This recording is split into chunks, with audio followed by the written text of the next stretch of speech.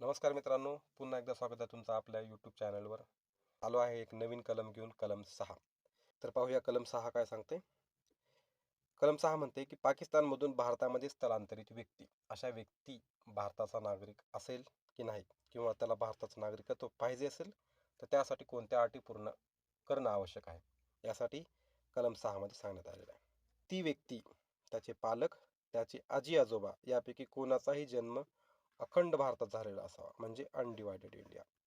आता जर असा व्यक्ती कोणीही आहे जो पाकिस्तानमधून भारतामध्ये आलेला आहे, त्याला जर भारताचं नागरिकत्व पाहिजे असेल तर ज्या अटी पूर्ण करायला पाहिजे त्या अटीमधली पहिली अट ही आहे की स्वतः तो व्यक्ती किंवा त्याचे पालक, पालक म्हणजे पॅरेंट्स, त्याची आई किंवा वडील, त्यासोबतच त्याचे आजी आजोबा म्हणजे ग्रँड पॅरेंट्स, एकतर आईकडले आई वडील नाहीतर वडिलांकडले आई वडील, यापैकी कोणाचाही जन्म हा अनडिवायडेड इंडियामध्ये झालेला असावा. आता अनडिवायडेड इंडिया कोणता आहे? जो आपला 1935चा कायदा होता, इंडिया ॲक्ट 1935, हे माहिती आहे आपल्याला. 1935चा जो कायदा होता त्या 1935मध्ये भारताबद्दल जी तरतूद होती, अखंड भारताबद्दल, अनडिवायडेड इंडियाबद्दल, ते जे राज्यक्षेत्र होतं त्या राज्यक्षेत्रामध्ये जन्म झालेला असावा त्या दिलेल्या माणसांपैकी कुणाचा. ठीक आहे, ही पहिली अट झाली. जर ही अट त्या माणसानं पूर्ण केलेली असेल तर दुसरी अट अशी आहे, पहा, जर तो माणूस 19 जुलै 1948च्या पूर्वी आलेला असावा. आता आपण मग अशी इंट्रोडक्शनच्या व्हिडिओमध्ये पाहिले 19 जुलै 1948चं महत्त्व काय आहे. कारण 19 जुलै 1948ला सरकारने परमिट सिस्टीम लागू केली होती. काय लागू केली होती? Permit system. याचा अर्थ असा होता की जर तुम्हाला आता बाउंड्री पार करायचं या देशाची तर तुम्हाला सरकारची परवानगी पाहिजे, सरकारची परमिट पाहिजे, परमिशन पाहिजे. बरोबर, हे झालं होतं 19 जुलै 1948ला.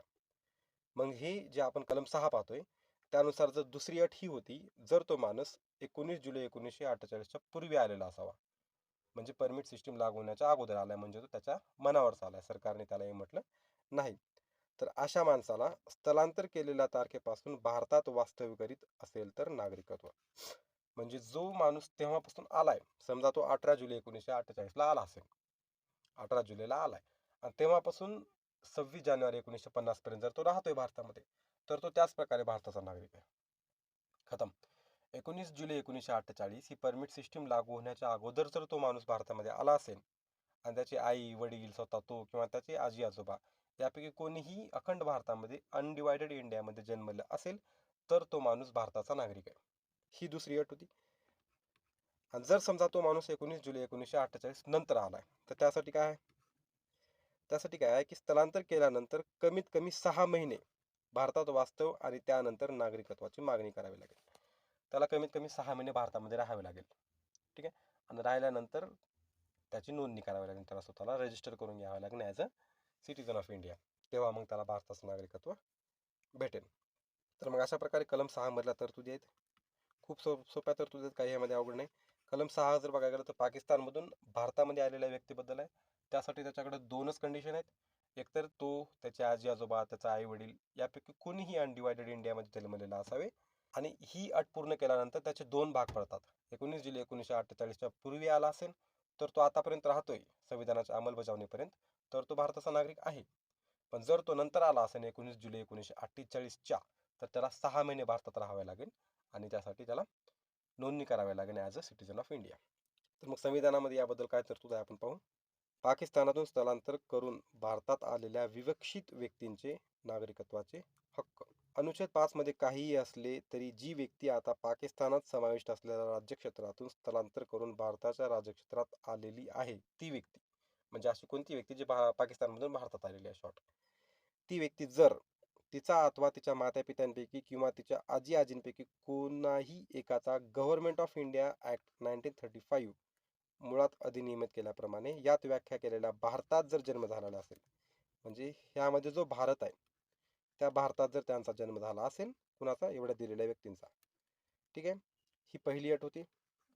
त्यानंतर अशा व्यक्तीने 19 जुलै 1948 या दिवसापूर्वी याप्रमाणे स्थलांतर केलेले असेल, त्या बाबतीत आपल्या स्थलांतराच्या दिनांकापासून तो भारताच्या राज्यक्षेत्रात सामान्यतः रहिवासी असेल तर, म्हणजे ज्या दिवशी तो भारतामध्ये आलाय त्या दिवशीपासून जर तो रहिवासी असेल, किंवा अशा व्यक्तीने 19 जुलै 1948 या दिवशी किंवा त्यानंतर याप्रमाणे स्थलांतर केलेले असेल, त्या बाबतीत तिने नागरिकत्वासाठी डोमिनियन ऑफ इंडियाच्या सरकारने नोंदणी संबंधात नियुक्त केलेल्या अधिकाऱ्याकडे त्या सरकारने विहित केलेल्या नमुन्यात व रीतीने या संविधानाच्या प्रारंभापूर्वी केलेल्या अर्जावरून अशा अधिकाऱ्याने तिची भारताची नागरिक म्हणून नोंदणी केलेली असेल तर.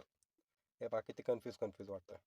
संविधानाची भाषा जशाच तशी तुम्ही जर उतरवत असताना स्वतःमध्ये तर खूप कन्फ्यूज होईल. बरोबर, पुन्हा ह्याचं रिव्हिजन करा, तुम्हाला चांगल्या रीतीने समजून जाईल. तर आशा करतो तुम्हाला कलम 6 समजायला सोपा गेला असेल. तुम्हाला हा व्हिडिओ आवडला असेल तर प्लीज या चॅनलला लाईक, शेअर आणि सबस्क्राईब करा.